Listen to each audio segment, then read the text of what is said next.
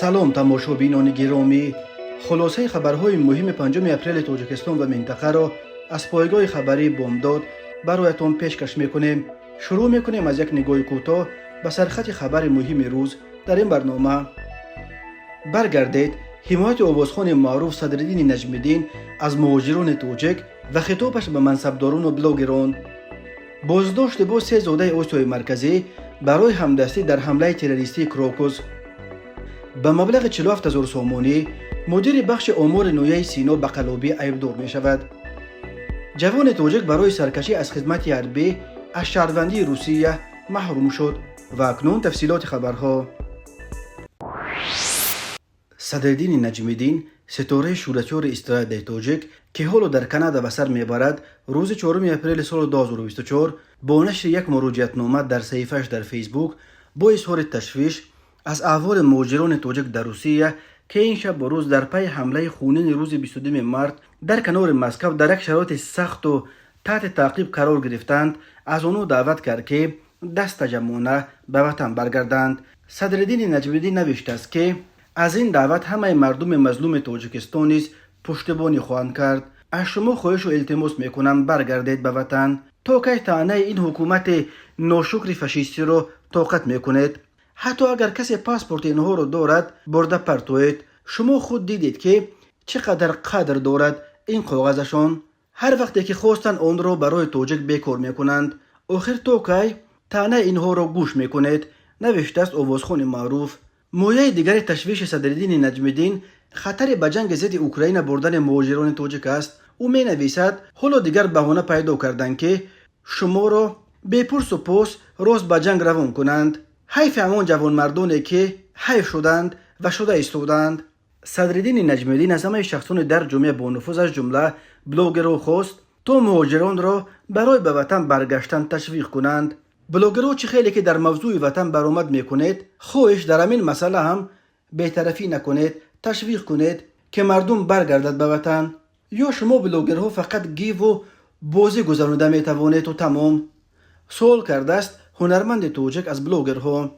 در ادامه مطلبش صدرالدین نجمیدین با اشاره به آلودگی منصبداران تاجیک به کروپسیا نوشته است من با باوری گفتم میتوانم که اینقدر پولی که منصبداران ما طول این 32 سال جمع کردند در بانک‌های خارجه به همه مردم میرسد.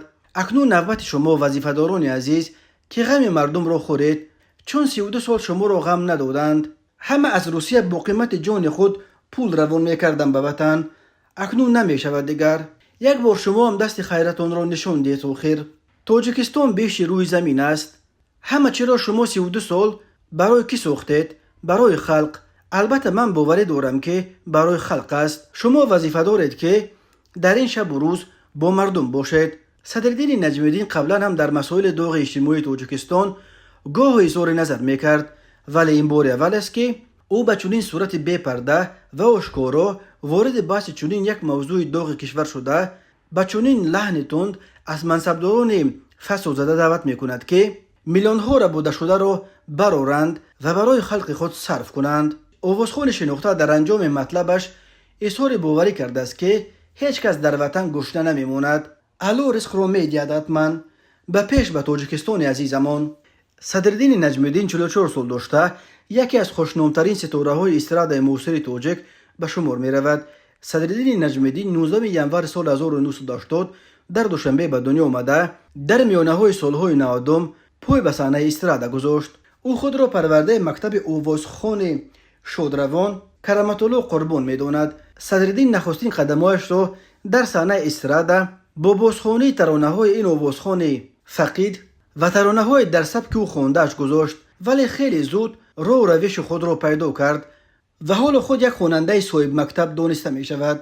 صدرالدین نجمیدین نخستین آوازخوان استراد تاجیک بود که راه امریکا را باز کرد و در آن سوی اقیانوس کنسرت ها گذاشته و کلیپ ها تهیه و نشر کرد. صدرالدین اینک چندین سال باز پورا در کانادا زندگی می کند. دادگاه نویه سکوپکینای ولایت ریازان روسیه روز 3 اپریل سال 2024 یک جوان زاده تاجیکستان سال تولدش 2001 را که قبلا برای سرکشی از خدمت حربی جریمه شده بود به همین دلیل از شهروندی روسیه هم محروم کرده است. خدمات مطبوعات ریاست تفتیشات ولایت ریازان خبر داد که روز 3 اپریل در پی صدور حکم دادگاه شناسنامه روسی جوان توجک را از دستش گرفتند و به زودی او از قلمرو روسیه اخراج کرده می شود.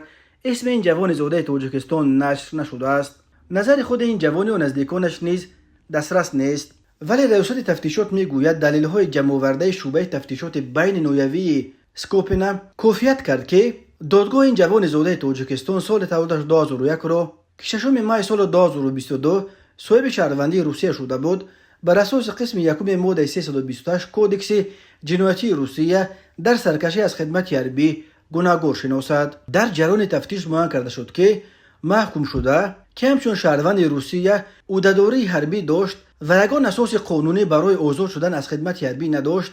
با وجود دعوتش به کمیسریات حربی توسط دعوتنامه به یگان سبب عذرناک به چاره‌بینی‌های مربوط به دعوت به خدمت حربی حاضر نشده است.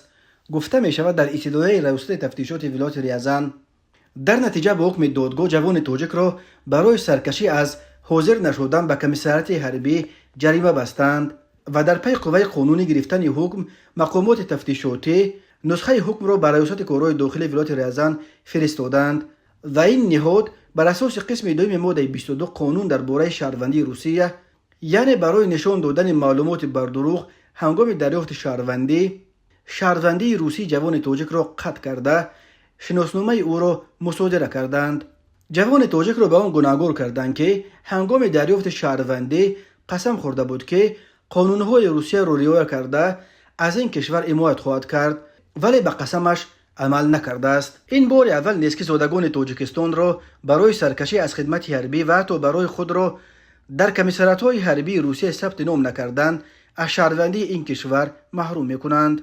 ماه دکامبر سال 2023 دو جوان توجک را در چلیابینسک فقط برای آنکه بعد گرفتن شهروندی در کمیسریات حربی خود را ثبت نام نکرده بودند از شهروندی روسیه محروم ساختند. ماه اکتبر سال 2023 یک سلسله تغییرات به قانون شهروندی روسیه به اجرا درآمد. در صورت به قانون شکنی راه دادن شهروندان جدید آنها را می توانند از شهروندی محروم کنند، از جمله برای سرکشی از خدمت حربی. بنا به حساب‌ها در سال‌های اخیر 1 میلیون از زادگان تاجیکستان صاحب شهروندی روسیه شدند. حالا بسیاری از آنها از رفتن به خدمت به ارتش روسیه خودداری میکنند، چون که بیم دارند که آنها را میتوانند به جنگ ضد اوکراین بفرستند.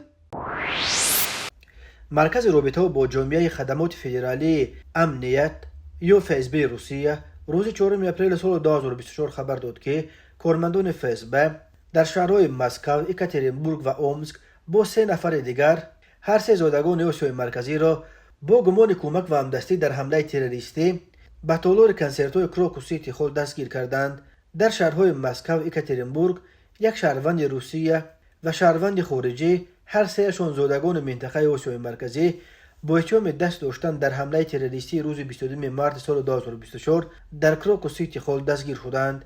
گفته می شود در اطلاعیه فسب این نهاد می افزاید که در جریان چاره‌بینی‌های فوری و جستجوی معین کرده شد که 2 تن از بازداشت شدگان برای خریدن سلاح آتشفشان و واسطه‌های نقلیاتی که در حمله تروریستی استفاده شد پول گذرانیدند. نفر سوم باشد به واسطه در جلب شریکان این حمله تروریستی و مبلغ گذاری عاملان حمله اشتراک کرده است. تفصیلات دیگر عملیات و بازداشت آنها دسترس نیست. نام‌های دستگیر شدگان و از کدام کشور بودن آنها نشر نشده است، ولی در ثبت‌های ویدیویی لحظه بازداشت آنها شنیده می شود که دست کم 2 نفرش به روسی ولی با گوش خاص تاجک ها صحبت می کنند.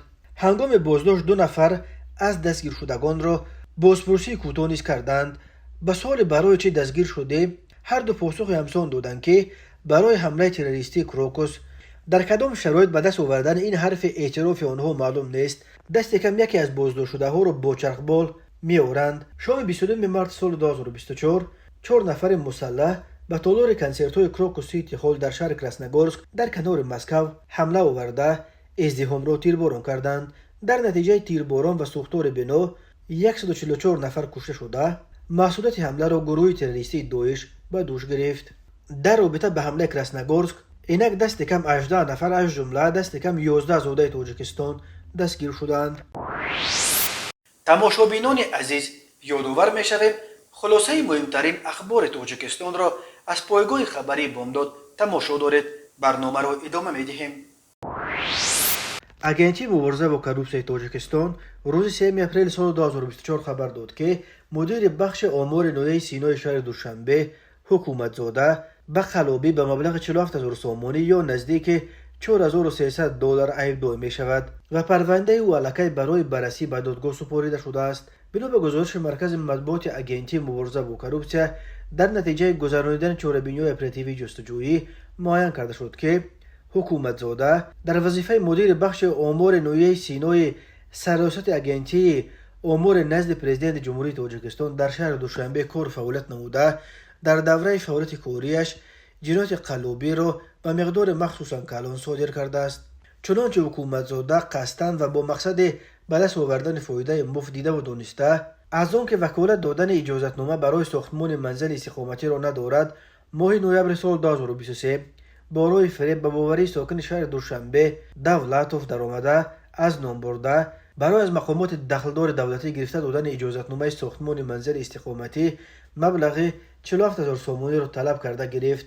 земнан ҳукуматзода баъди гирифтани маблағ аз давлатов ба манфиати охирин ягон амали муайянеро иҷро накарда маблағи 47000 сомониро ба эҳтиёҷоти шахсияш сарф намуда тасарруф кард ки бо ин кирдори қасдонаи худ ба давлатов зарари махсусан калони моддӣ расонидааст, гуфта мешавад дар гузориши агентӣ. дар робита ба ҳолати мазкур нисбат ба ҳукуматзода бар асоси моддаи 247 қисми 4 банди б кодиши ҷиноятии ҷумҳурии тоҷикистон бо иттиҳоми қаллобӣ ба миқдори махсусан бузург парвандаи ҷиноятӣ оғоз карда шуда дар пай анҷоми тафтиши пешакӣ ва таздиқи фикри айбдоркунӣ барои баррасӣ ба додгоҳ ирсол гардидааст. назари худи ҳукуматзода ва ё адвокату ё наздикон ё дастрас нест, вале ба мансабдори мақнун собиқ бар асоси қисми 4 моддаи 247 ҳамчун ҷазо ҷарима ба маблағи аз 1460 то 2190 нишондиҳанда барои ҳисобҳо ва ё аз 8 то 12 соли зиндон таҳдид мекунад. тоҷикистон аз давлатҳои фасодзадаи дунё ба шумор рафта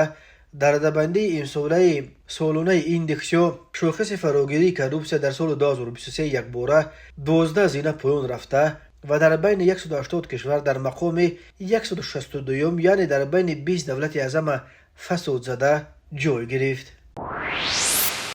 раёсати гуфтугӯи ҷиноятии вазорати корҳои дохилии тоҷикистон рӯзи 4 апрели соли 2024 дар гурӯҳаш дар фейсбук хабар дод ки ду бародари ноболиғе ки рӯзи 1 апрели соли 2024 дар пойтахти тоҷикистон шаҳри душанбе гум шуда буданд, сиҳату саломат ёфт шуданд. ва диққати шаҳрвандон мерасонем ки ноболиғон мухторзода меҳроб соли тавлидаш 2011 ва мухторзода умар соли тавлидаш 2012 ки дар шабакаҳои иҷтимоӣ хабари гум шудани онҳо нашр шуда буд, сиҳату саломат ёфт шуданд, гуфта шудааст дар хабар. тафсилоти дигар дода нашудааст. маълум нест ки акаю додаро кай ва дар куҷо ва дар чӣ шароит пайдо карданд. дар ин бораам ки меҳробу умар барои чӣ аз хонаашон баромада рафтанд, дар тӯли ин 5 рӯз дар куҷо буданд, ягон маълумот дода нашудааст. қаблан хабар омада буд ки мақомоти милитсия чанд рӯз боз ду бародари ноболиғро ки рӯзи 1 апрели соли 2024 дар пойтахти тоҷикистон шаҳри душанбе гум шудаанд, ҷустуҷӯ доранд. дар хабарномае ки бо имзои сардори шӯъбаи вазорати корҳои дохилаи ноҳияи исмоили сомонӣ шарифзода баҳром ба сардорони раёсатҳои корҳои дохилии шаҳри душанбе, вилояти суғд, хатлон ва минтақаи рашт ҳамчунин ба сардорони шӯъбаҳои милитсияи ноҳияи тобеи ҷумҳурӣ ирсол шуда буд, гуфта мешавад ки ноболиғон мухторзода меҳроб соли тавлидаш 2011 ва мухторзода умар соли тавлидаш 2012 сокинони шаҳри душанбе ноҳияи исмоили сомонӣ рӯзи 1 апрел тахминан соатҳои 14:00 аз ҳудуди кӯчаи ҳофизи шерозии ноҳияи исмоили сомонӣ ба самти номаълум рафта беному нишон гум шуданд. 100 нафар акси меҳробу умарро бо хабари гум шуданашон дар шабакаҳои иҷтимоӣ бознашр карданд то барои ҷустуҷӯяшон кӯмак расонанд. маркази матбуоти вазорати корҳои дохилии тоҷикистон дар бораи ду садамаи марговар хабар дод. шаби 3 апрели соли 2024 тахминан соати 01:23 ронандаи автомашини тамғаи Opel Astra Бобуалиев Карим соли тавлидаш 2000 сокини шаҳри душанбе ҳангоми ҳаракат аз самти кӯчаи Шерозӣ ба самти кӯчаи Айнии ноҳияи Фирдавсии шаҳри душанбе пиёдагард Ятимова مویستون سال تولدش 1964 ساکن پایتخت را پخش نموده است. در نتیجه شهروند یتیمووا به سلامتیش جراحت‌های وزن جسمانی برداشته هنگام به بیمارستان دسترس نمودن در راه به هلاکت رسیده است. بازم شام 3 اپریل سال 2024 تخمین ساعت 00:30 دقیقه راننده автомашین تمغه مرسدس بنز سالویف توردیبک سال تولدش 1971 ساکن شهر روغون هنگام حرکت سمت شهر وحدت به سمت نویه لخش در شورای وحدت رشت لخش در حدود دهه کووگدره شهر روغون اسوده دورای واسطه نقلیات نبرآمده به سمت مقابل حرکت راه برآمده به کوپاره کنار راه برخورده است. در نتیجه خود راننده در جای حادثه به هلاکت رسیده است و مسافر автомашین مذکور سالویف اولوغبک سال تولدش 1991 ساکن همون جا ضربات جسمانی برداشته در بیمارخانه بستری گردیده است. اوید بین حادثه تحقیقات ادامه دارد. راههای تاجیکستان از لحاظ صدمه‌های مرگ‌آور راههای پرخطر دانسته می‌شوند. سال 2023 در راههای جمهوری در 1111 صدمه 519 نفر به هلاکت رسیده 1179 کسی دیگر مجروح شدند. تماشابینان عزیز و گرامی، این بود مرور به خلاصه چند خبر مهم امروز تاجیکستان. خبر و گزارش‌های بیشتر از تاجیکستان و درباره تاجیکستان و اطراف آن را در سامانه پایگاه خبری بامداد در این نشانه پیگیری نمایید: www.bamdad.com. خوش باشید.